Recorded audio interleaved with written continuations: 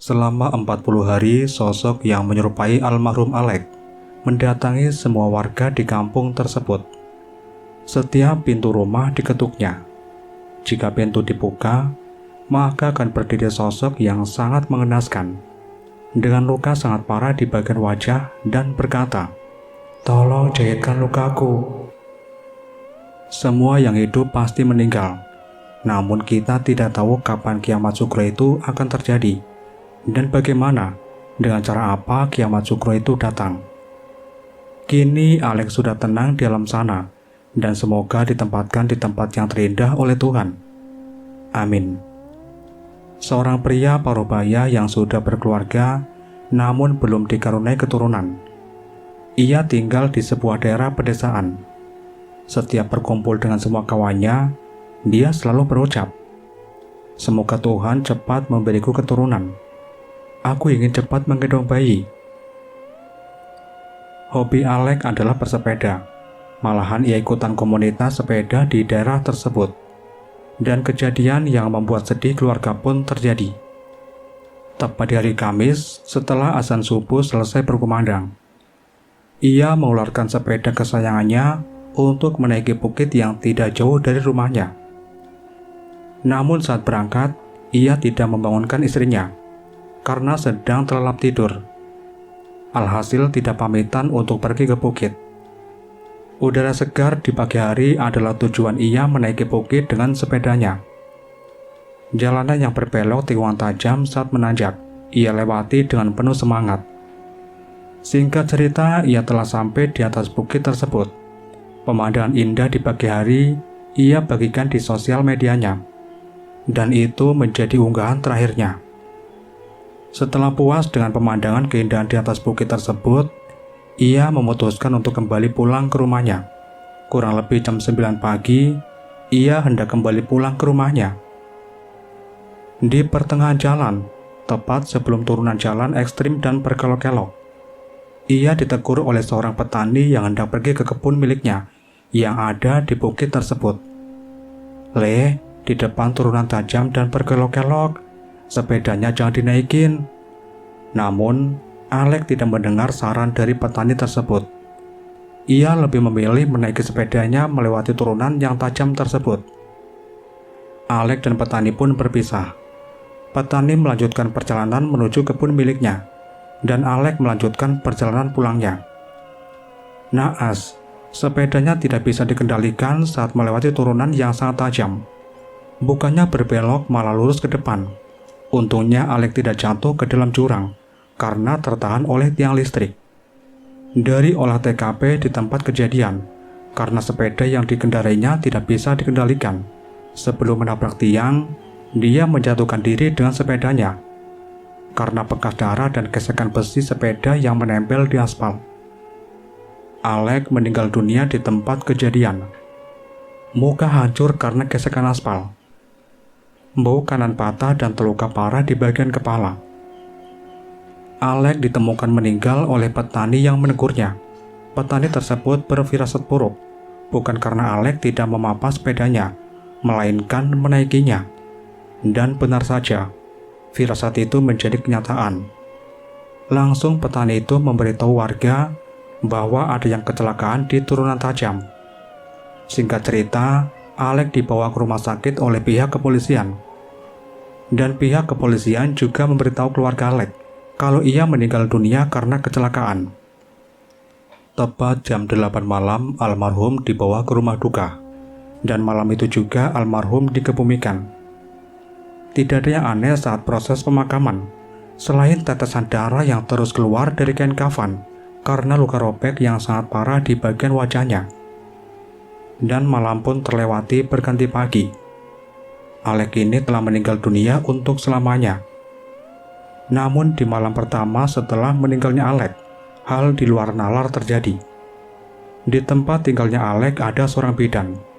Di malam itu terdengar suara ketukan pintu dari luar rumah bidan tersebut.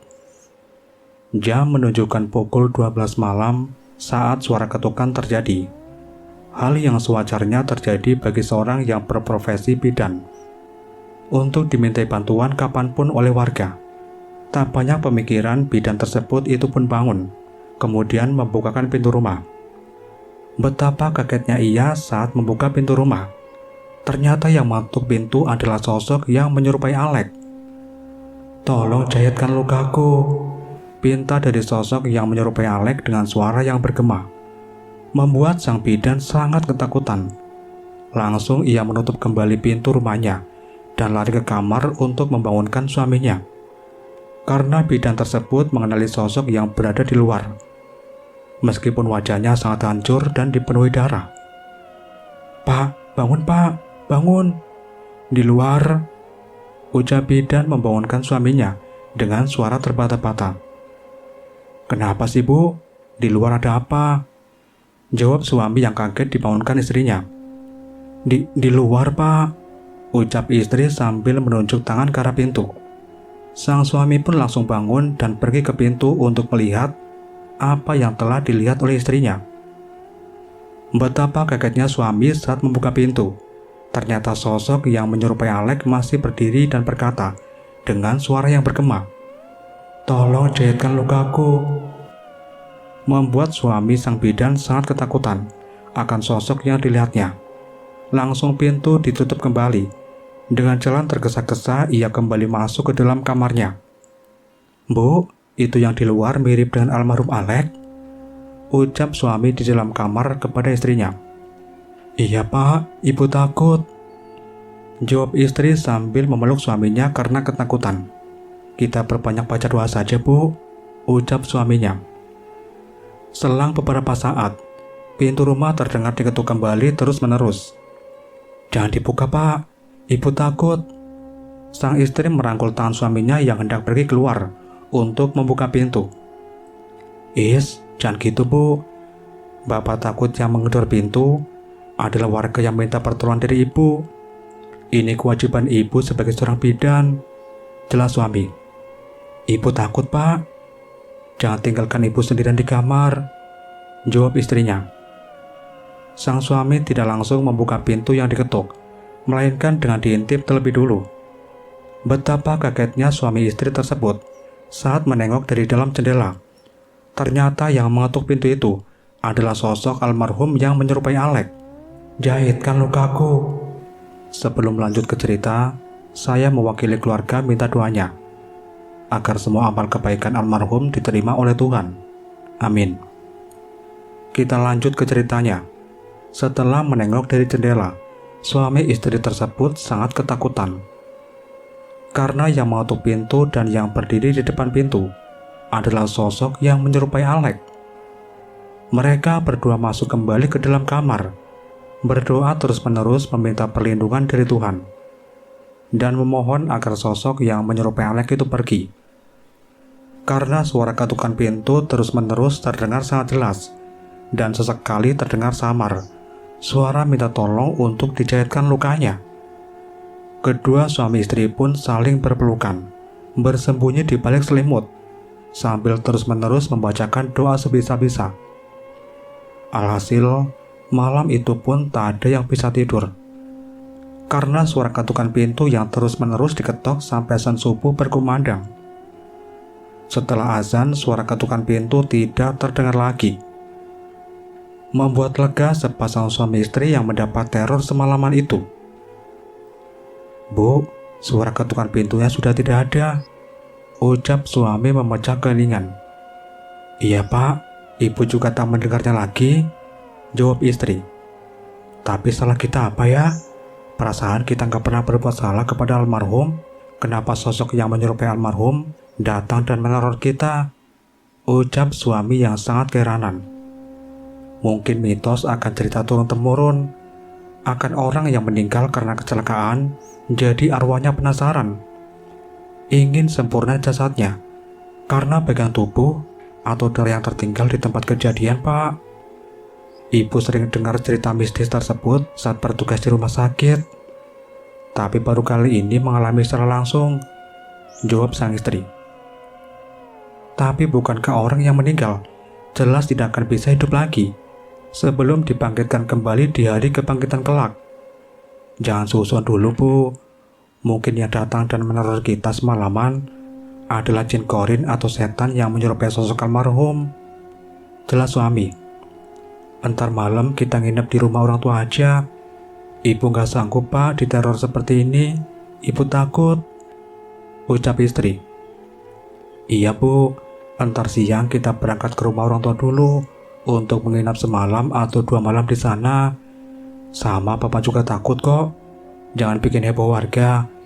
Biar kita saja yang tahu. Kasihan keluarganya, jawab suaminya.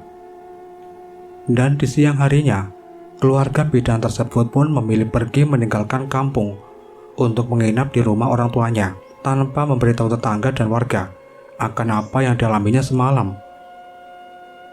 Siang pun kini berganti malam. Sahabat dekat almarhum kala itu pulang larut malam. Assalamualaikum.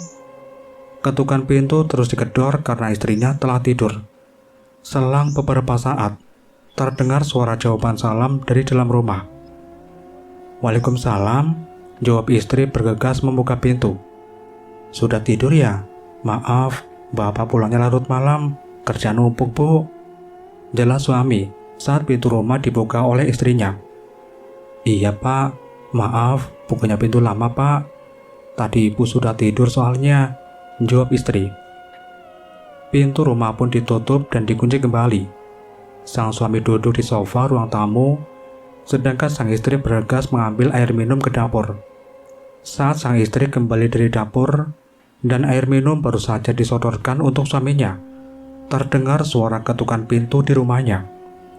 Ah, siapa ya pak? Kok bertamu malam-malam gini? Tanya istri. Dibuka aja bu pintunya, barangkali ada hal penting, jawab suami. Betapa kaget dan ketakutannya istri sahabat almarhum. Saat pintu dibuka, ternyata berdiri sosok yang menyerupai almarhum dengan wajah dipenuhi luka dan darah. Astagfirullahaladzim pak, teriak istri sambil menutup mata dengan kedua tangannya. Ada apa bu? Jawab suami sangat kaget dan langsung loncat mengambil istrinya.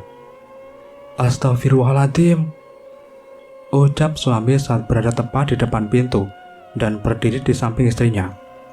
Karena di depan pintu berdiri sosok yang menyerupai sahabat baiknya dengan wajah sangat mengenaskan. Jahitkan lukaku, ucap sosok yang menyerupai sahabatnya dengan suara bergema. Segera sang suami menutup pintu rumah dan langsung dikunci kembali, terus menarik tangan istrinya yang berdiri mematung, saking ketakutan melihat sosok yang berdiri di luar.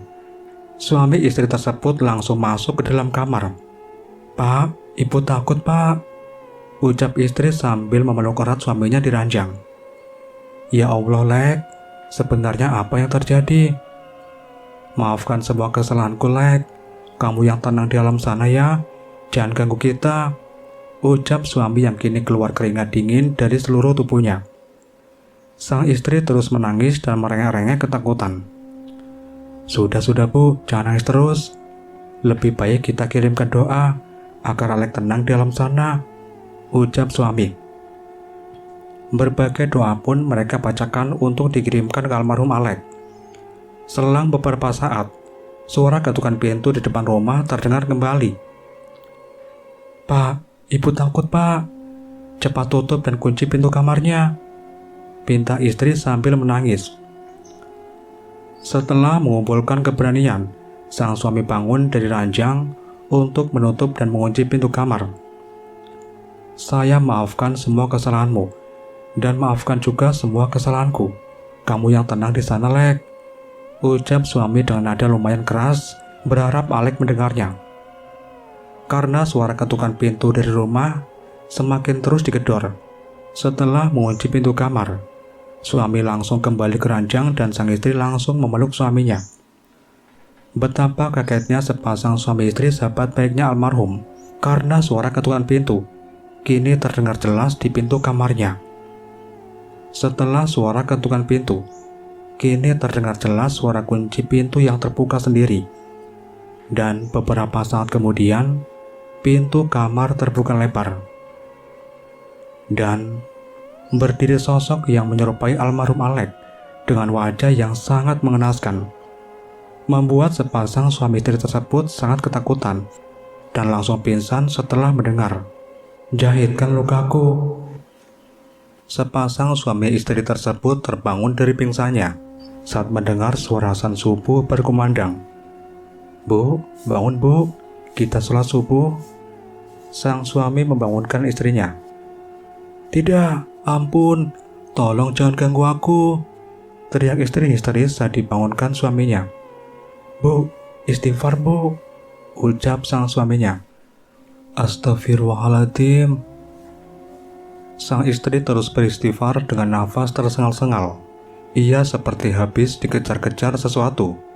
Keringat membasahi wajahnya.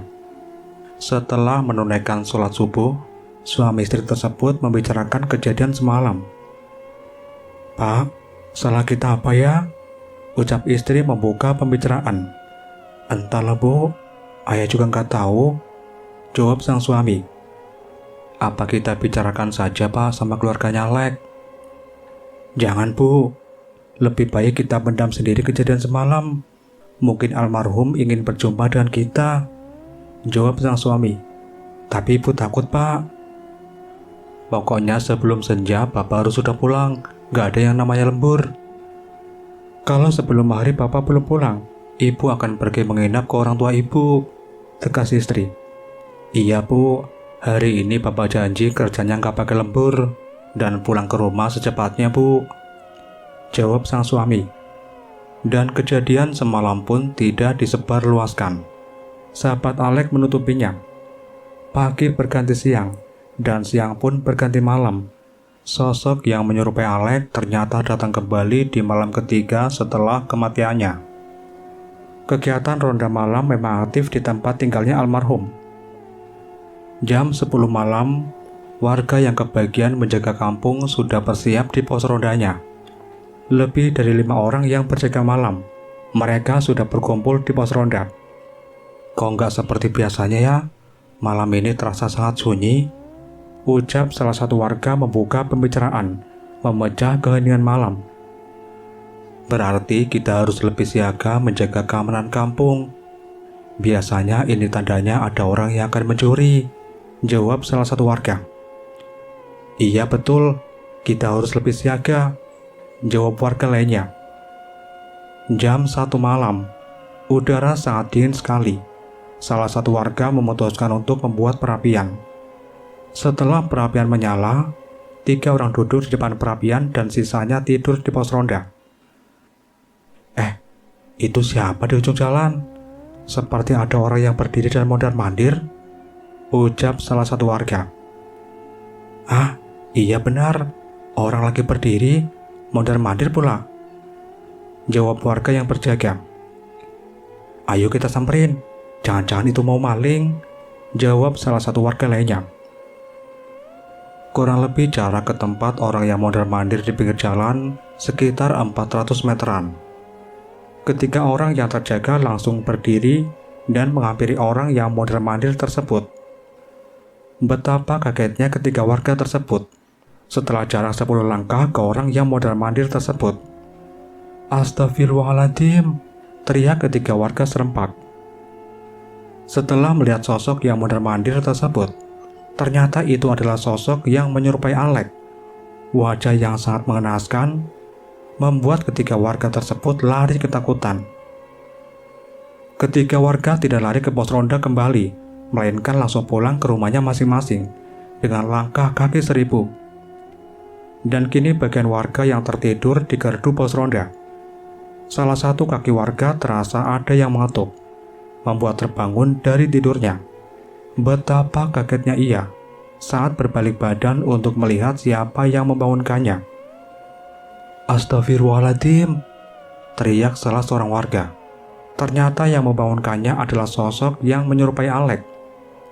Wajah hancur, seluruh tubuh dipenuhi darah. Sontak warga tersebut memeluk erat temannya yang sedang tidur di pos ronda. "Weh, kamu kenapa sih? Ngagetin orang tidur saja," ucap teman yang terbangun. Itu," jawabnya sambil lebih erat memeluk temannya. "Allahu Akbar," teriak beberapa warga yang ikut tertidur dalam pos ronda. dan sangat ketakutan setelah melihat sosok yang sangat menyeramkan.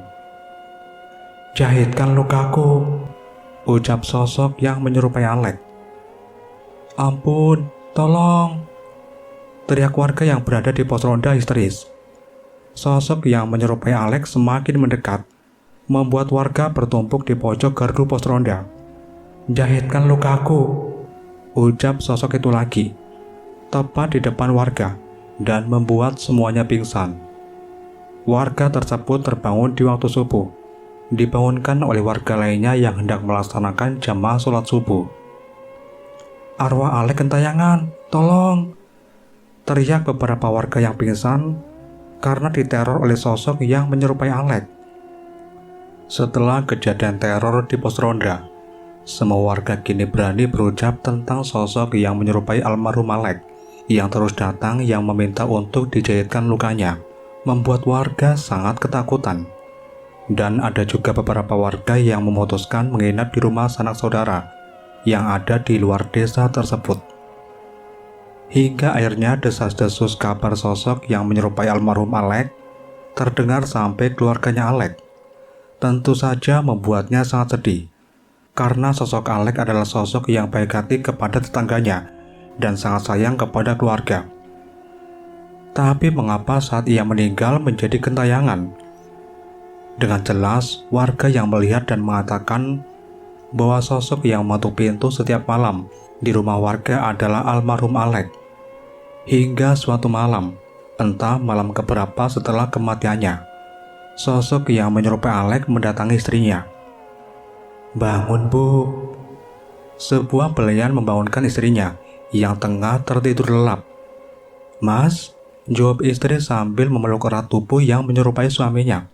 Alek mendatangi istrinya dengan wajah yang tak seperti yang dilihat oleh warga. Normal saja layaknya manusia biasa. "Kenapa, Mas? Sebenarnya apa yang terjadi? Hampir semua warga membicarakanmu," ucap istri sambil menangis sesenggukan dan tak melepaskan pelukannya. Tapi Alek tak menjawab. "Hampir setiap malam, aku doakan agar engkau tenang di alam sana, dan aku kumpulkan warga untuk mendoakan kepergianmu, agar engkau bahagia di sisinya. Tapi mengapa Mas menakuti semua warga?" ucap istri lagi. Alek hanya mengusap punggung istrinya, seakan-akan ingin berucap, "Sudah, jangan menangis. Katakan padaku, Mas, biar saya bantu untuk kepergianmu. Jangan kau menjadi seperti ini, mengganggu ketenangan warga. Kamu adalah sosok yang taat pada Tuhan, mematuhi semua perintah Tuhan. Janganlah seperti ini," ucap istri lagi. Bukannya menjawab, Alek malah melepaskan pelukan istrinya dan pergi keluar pintu. Namun sebelum menghilang, sosok itu berucap, "Pergilah ke tempat di mana aku meninggal." "Mas, Mas, Mas." Sang istri menangis histeris karena sosok yang menyerupai suaminya telah pergi dan menghilang. Singkat cerita, pagi pun tiba. Kejadian semalam pun diceritakan kepada mertuanya, yaitu orang tua Alek. Awalnya saat diceritakan menjadi sebuah perdebatan. Ayah Alek tak terima kalau semua yang dikatakan warga tentang kematian anaknya yang gentayangan kini diungkapkan pula oleh menantunya. "Itu setan, kamu jangan percaya. Anakku telah tenang. Semua yang meninggal tidak bisa hidup lagi kalau bukan kelak saat dibangkitkan kembali oleh Tuhan," jawab ayah Alek. Sang istri menangis mendengar jawaban mertuanya. "Yang sabar ya, Nduk," peluk ibu mertua. "Pak, alangkah lebih baik kita datang ke tempat kecelakaan anak kita. Toh sosok yang datang hanya meminta kita untuk datang, tidak meminta hal yang aneh-aneh," ucap ibunya Alek. Suasana hening sejenak setelah ibunya Alek berucap demikian. Dan setelah beberapa saat terdiam, ayah Alek pun berucap, "Ya sudah, entar siang kita kunjungi ke tempat di mana Alek kecelakaan dan meninggal di sana." Singkat cerita, siang pun tiba. Keluarga Alek pergi mengunjungi tempat di mana Alek kecelakaan. Noda hitam di aspal menandakan noda bekas darah yang mengering. Sang ibu dan istri menangis saat sampai di tempat kejadian. dan betapa kagetnya keluarga saat berkeliling di tempat kejadian. Tepat di bawah tiang, tempat tersangkutnya Alex jadi tidak jatuh ke jurang. Semua menangis saat melihat satu benda yang tidak jauh dari tiang. Istri, ibu, dan ayah mertua menangis melihat sesuatu yang ada di area Alex kecelakaan. Ternyata ada bagian tubuh yang tertinggal. Segera ayah mertua menuruni bukit dan memberitahu ustadz maupun tokoh masyarakat tentang penemuan bagian tubuh yang tertinggal. Singkat cerita, ustadz maupun tokoh masyarakat datang ke tempat kejadian. Tokoh masyarakat langsung menguburkan bagian tubuh yang tertinggal, dan ustadz langsung memimpin doa. Setelah bagian tubuh dikuburkan dan darah yang menghitam di aspal dibersihkan juga, semua keluarga berharap agar almarhum kini tenang dan tidak ada warga yang diganggu lagi oleh sosok yang selalu menyerupai almarhum. Namun walaupun bagian tubuh sudah dikuburkan dan darah yang menempel di aspal juga sudah dibersihkan, sosok yang menyerupai almarhum masih tetap datang. Selama 40 hari, sosok yang sangat mengenaskan wajahnya masih terus berkeliling di kampung tersebut, mengetuk pintu rumah. Jika warga membuka pintunya, maka sosok Alex akan berkata untuk meminta menjahitkan lukanya. Dan selama 40 hari juga kampung tersebut seakan tidak ada penghuninya. Pagi dan siang ramai layaknya sebuah perkampungan. Tapi jika malam datang, kampung tersebut seakan seperti kampung tak berpenghuni.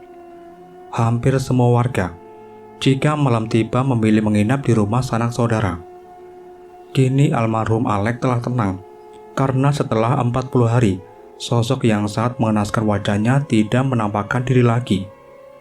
Kampung tersebut juga telah kembali normal. Walaupun raga saya telah sempurna, namun selama 40 hari saya belum bisa kembali. Ucapan itu keluar dari keluarga Alex. Setelah semuanya disempurnakan, sosok yang menyerupai Alex datang kembali untuk memberitahukan hal tersebut. Itulah akhir dari cerita ini.